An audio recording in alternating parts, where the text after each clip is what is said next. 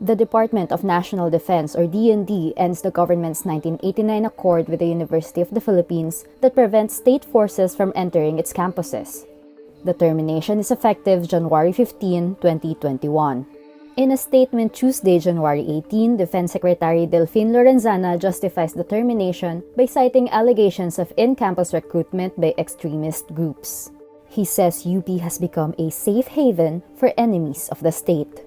The DND decision means military and police forces can now enter UP campuses freely. UP President Danilo Concepcion says Tuesday, January 19, the termination is totally unnecessary and unwarranted. He says Lorenzana's decision can only sow more confusion and mistrust rather than instill confidence in the police and military.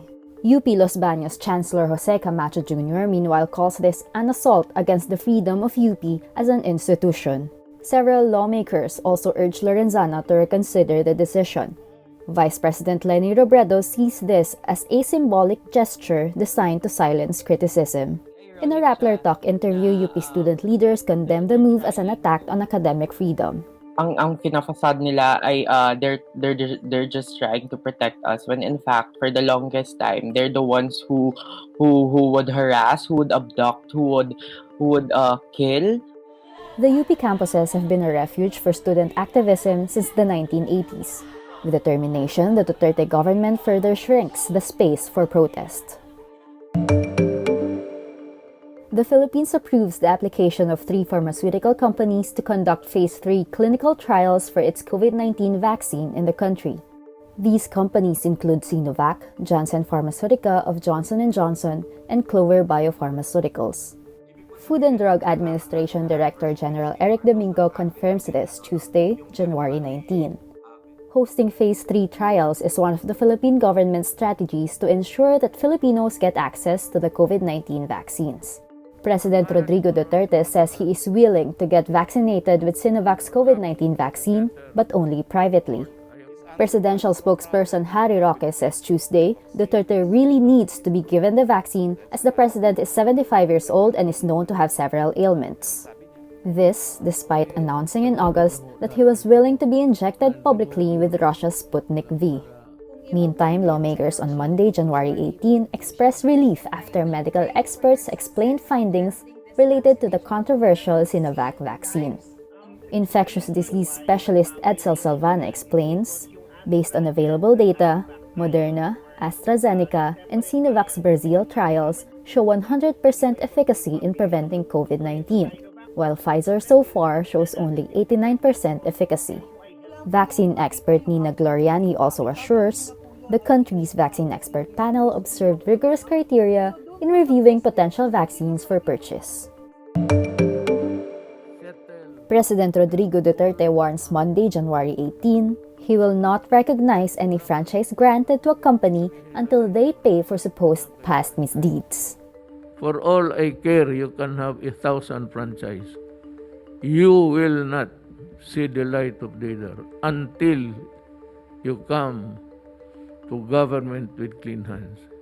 On the same day, the House of Representatives holds a hearing to probe the Lopez group of companies. Some lawmakers allege the Lopez family benefited when the Development Bank of the Philippines condoned 1.6 billion peso worth of loans in 2006. But Duterte did not mention ABSCBN specifically in his remarks. Meantime, Deputy Speaker Vilma Santos Recto files a new bill that will give ABS-CBN a 25-year franchise to operate. She follows Senate President Tito Soto III, who filed his own bill on January 4, seeking the same measure.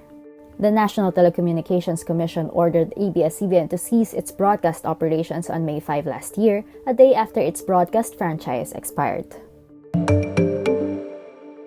Quezon City policemen tried to arrest 4 student artists painting a mural that says "All cops are bastards" on Monday, January 18. 3 policemen entered the Sitio San Roque compound in Quezon City Monday afternoon after a security guard tipped them off. The students are part of the Save San Roque movement, painting walls with messages critical of the government. The police tried to arrest them, but the students were able to call for a paralegal to intervene. Paralegal Nanoy Rafael tells Rappler the policemen carried flyers containing anti-communist messages. One of the policemen was also spotted carrying a pistol. Rafael recounts the police as saying, "You will face us every day. We will finish all of you." This is not the first time that police were accused of abuse in the area. In April last year, 21 San Roque residents were arrested after staging a protest to demand help from the government.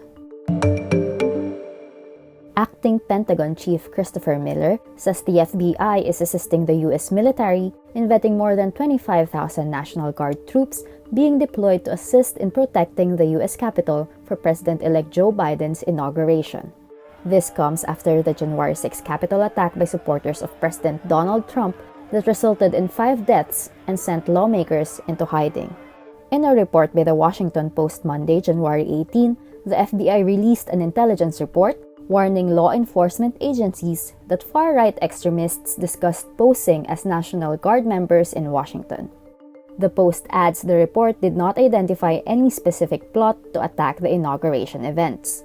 The U.S. Army says it is working with the FBI to see if any attackers were current service members. It is also working with the Secret Service to see if any of the nearly 10,000 National Guard troops securing Biden's inauguration would need additional screening. Biden and Vice President-elect Kamala Harris will be sworn in Wednesday, January 20.